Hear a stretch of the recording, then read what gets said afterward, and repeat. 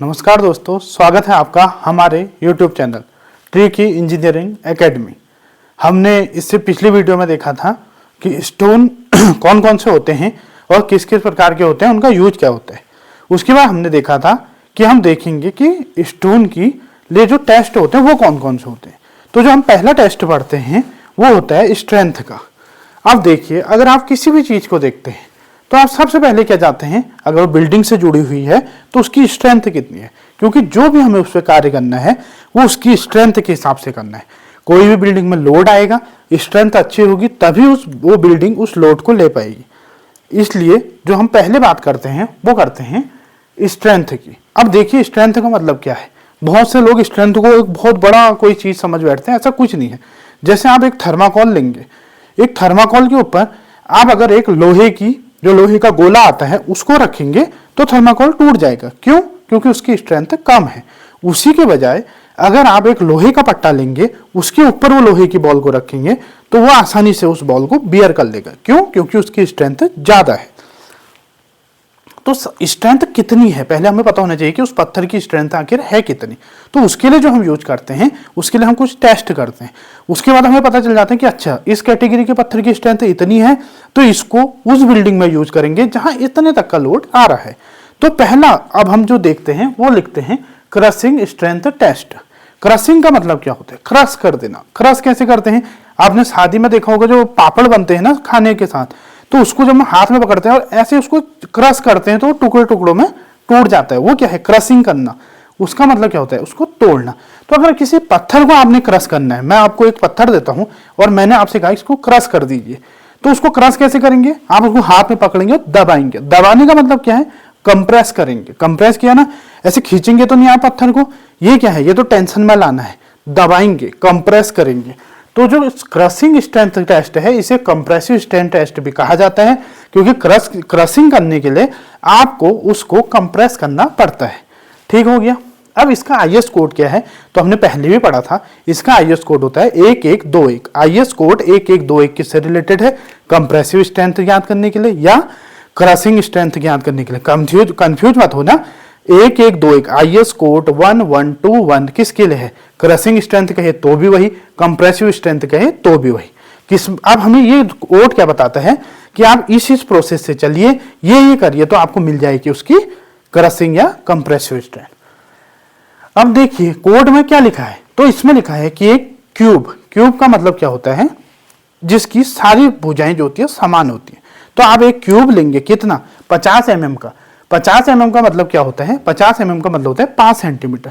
तो एक आपने एक क्यूब लिया जिसकी ये वाली जिसकी भुजा 50 है, इधर भी 50 है, ऊपर भी 50 है, मतलब 50 mm की भुजा का एक क्यूब आपने लिया। या उससे आप टेस्ट कर सकते हैं, या आपका मन नहीं है क्यूब लेने को, या आपने क्यूब नहीं लिया, आप क्या ले सकते हैं? एक सिलेंडर ले सकते हैं। किसका? उसी पत्थर का जिसकी आपको टेस्ट करना है। तो उस सिलेंडर का वो क्या होना चाहिए? तो सिलेंडर की जो माप होनी चाहिए वो होनी चाहिए 50 mm उसकी हाइट होनी चाहिए, 50 mm उसका डाया होना चाहिए। तो अगर आपने ये क्यूब लिया है, ये क्यूब है, तो इसकी जो ऑल साइड है ये 50 mm होनी चाहिए, 50 mm होनी चाहिए। या आप सिलेंडर ले रहे हैं तो इसका डाया जो है 50 और इसकी जो हाइट है ये भी 50। ठीक हो गया। कोई टेस्ट आपको कोई एक पत्थर लाया, लैब में लाया, आपसे कहा, सिविल इंजीनियरिंग की क्लास चल रही थी, उसने कहा ये पत्थर है, आप इसे क्रशिंग स्ट्रेंथ बता दीजिए। तो आप क्या करेंगे? सबसे पहले आपको जो पत्थर मिला है वो किसी भी आकार का हो सकता है, सीधे टेस्ट नहीं करेंगे। आप उस पत्थर को ले जाके या तो 50 mm 50 mm के क्यूब में बदलेंगे, या एक सिलेंडर में बदलेंगे जिसकी हाइट 50 mm हो, जिसका डाया 50 mm हो। या आपने क्यूब लिया या सिलेंडर लिया, ये मिल गया आपको 50 है। आपको याद रहेगा तीनों ही जो है उसकी माप जो है 50 है। अब इसको आप क्या करेंगे? इसको आप ले जाएंगे यूनिवर्सल टेस्टिंग मशीन में, यूटीएम। यूनिवर्सल टेस्टिंग मशीन क्यों कहते हैं? यूनिवर्सल है।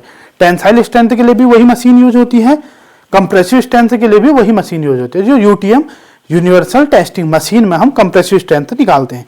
कई बार सवाल भी आ जाते हैं कि universal testing machine compressive strength के लिए भी और टेंसाइल स्ट्रेंथ के लिए भी। यहां हम क्या कर रहे हैं? Compressive strength. तो हमें क्या है? यूटीएम का हम यूज करेंगे। क्या करेंगे? इस क्यूब को या इस सिलेंडर को ले जाएंगे, उस मशीन के नीचे रख देंगे। वो मशीन क्या होती है? कोई यूनिवर्सल टेस्टिंग मशीन कोई अलग ही मशीन नहीं है। उसमें क्या होता है? उसमें मैकेनिज्म होता है कि आप जितना लोड लगाना चाहें उतना लोड उसके ऊपर आते रहेगा। तो हम ये यूटीएम में ले गए और हमने उसमें जो लोड लगाना है उस लोड की रेट क्या होगा, उसकी दर क्या होगी, उसकी दर होगी 14 न्यूटन पर एमएम स्क्वायर पर मिनट। ये इसका रेट है। मतलब आप एक क्यूब को ले गए या आप इस सिलेंडर को ले गए, आपने टेस्टिंग मशीन के नीचे रखा, ऊपर से आपने लोड लगाना शुरू किया। कितना लोड लगाएंगे 14 न्यूटन का लोड लगाएंगे। कितना पर एमएम स्क्वायर, जो पर एमएम स्क्वायर की एरिया है। अब ये आपको कितना एरिया आपको मिलता है किसमें, अगर हम इसको रखेंगे तो किस एरिया में लोड लगेगा, इस एरिया में, ऊपर वाले में तो लगेगा, और यहां रख रहे हैं तो इस एरिया में लोड लगेगा। ठीक हो गया। इसके ऊपर रखेंगे तो लोड यहां पे लगेगा, इस एरिया में लगेगा, यहां रख रहे हैं तो इस एरिया में लोड लगेगा। ठीक हो गया। तो ये एरिया हमें पता चल गया। पर एमएम स्क्वायर में हमें 14 लगाना है, इस एरिया के हिसाब से हम 14 का उतना गुना कर देंगे, और प्रति मिनट, 1 मिनट में मान लीजिए आपको 10 का लगा रहे हैं तो 10, 1 मिनट में 10 लगा रहे हैं तो 2 मिनट में 20, 3 मिनट में 30, ये एक रेट मिल गया। तो पूछा भी जाता है कि किस रेट से हम यूटीएम में लगाएंगे, तो 14 न्यूटन पर एमएम स्क्वायर पर मिनट। अब इसमें कई बार डाउट करने के लिए, क्वेश्चन फंसाने के लिए क्या पूछ देता है, न्यूटन की जगह केजी कर देगा, एमएम स्क्वायर की जगह मीटर स्क्वायर कर देगा, सेंटीमीटर स्क्वायर कर देगा, मिनट की जगह सेकंड कर देगा। अगर आपको ये याद है, उसके अलावा आपको पता है कि 1 केजी में लगभग 9.81 न्यूटन होते हैं। आपको ये भी पता है कि एमएम स्क्वायर को सेंटीमीटर स्क्वायर में कैसे बदलेंगे, और मिनट को आप सेकंड में बदल सकते हैं या आवर में बदल सकते हैं, वो आपके ऊपर है। तो 14 न्यूटन पर एमएम स्क्वायर पर मिनट का रेट। अब देखिए, आपने उसके ऊपर इस रेट से लोड लगाना शुरू किया, आप लोड को बढ़ाते जाएंगे, हर मिनट पे बढ़ाते रहेंगे। एक ऐसा लोड आएगा जिसमें ये सिलेंडर या ये क्यूब टूट जाएगा, वही आपका है फेलियर लोड। फेलियर लोड कौन सा लोड है, जिसपे ये क्यूब या ये सिलेंडर टूट जाएगा, फेल कर गया आपका सैंपल।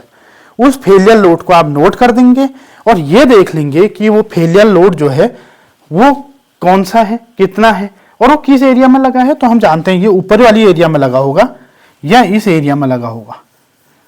ठीक, क्योंकि इसी के ऊपर तो लोड आ रहा है, इसके ऊपर लोड आ रहा है, इसको आपने जाके उसके नीचे रख दिया तो इसी एरिया में तो लोड आएगा, यहाँ इसी एरिया में लोड आएगा। तो इस एरिया को या इस एरिया को हमने यहाँ पे एरिया लिखा है।